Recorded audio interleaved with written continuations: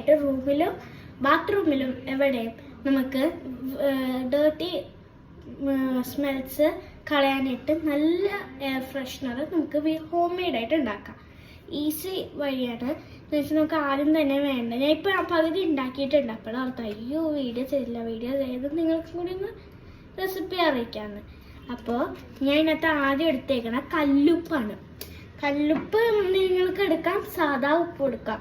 ഞാനിപ്പോൾ സാധാ ഉപ്പ് എടുത്താൽ 2-3 ദിവസമൊക്കെ ഉള്ളി അത് അലിഞ്ഞ് ഇതായി പോവും. അപ്പം എൻ്റെ മണം അത്രക്ക് നിൽക്കൂല. കല്ലുപ്പാകുമ്പോൾ അതേ കണ്ടോ, കല്ലുപ്പ് കണ്ടോ, കല്ലുപ്പാകുമ്പോൾ കുറച്ചാളിങ്ങനെ നിൽക്കും. എന്നുവെച്ചാൽ കല്ലുപ്പ് അലിയണ വരെ നമുക്ക് ഈ മണം ഉണ്ടാവും. അപ്പോൾ ഞാൻ കല്ലുപ്പ് എടുത്തിട്ടുണ്ട് ഇത്തിരി. എന്ന് വെച്ചാൽ ഒരു ചെറിയൊരു പ്ലാസ്റ്റിക് ടിൻ, നമുക്ക് വേണ്ടാത്തൊരു, എന്ന് വെച്ചാൽ നമ്മൾ കുക്കിങ്ങിൽ ഉപയോഗിക്കുന്ന ഒരു ചെറിയ പാത്രം എടുത്ത് ചെയ്ത് കഴിഞ്ഞാൽ നമുക്ക് പിന്നീട് ഉപയോഗിക്കാൻ പറ്റില്ല. അപ്പോൾ നമുക്ക് ഒരു സാധാ എന്നല്ലെങ്കിൽ ഒരു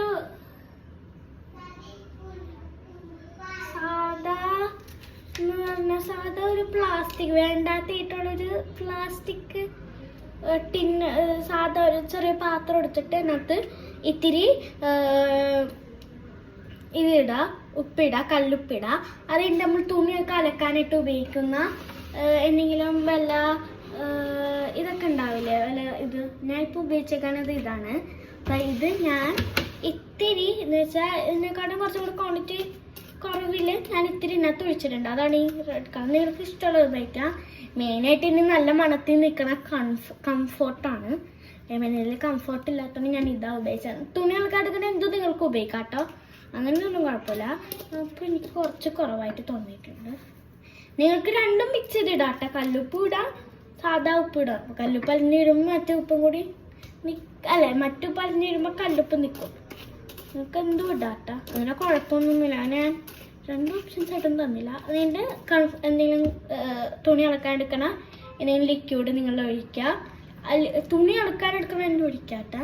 പിന്നെ അത് കഴിഞ്ഞിട്ട് ഗ്രാമ്പു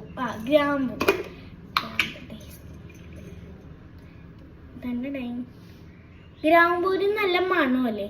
അപ്പോൾ ഗ്രാമ്പൂർക്ക് നമ്മളിങ്ങനെ എടുക്കാം. ഇത് നമുക്ക് പിന്നെ ഒരു കാര്യം, ഇത് ഇടുമ്പോൾ ഉപ്പേറ്റടിയിലും ഇത് വേറെ ലെവലിലായിട്ടായിരിക്കും കിടക്കുക. അപ്പം നമ്മൾ എന്ത് ചെയ്യണം, വേണ്ടാത്തൊരു സ്പൂൺ എന്നിട്ട് ഇതുപോലത്തെ എല്ലാ സ്പൂണൊക്കെ എടുത്ത് മിക്സ് ചെയ്യാം.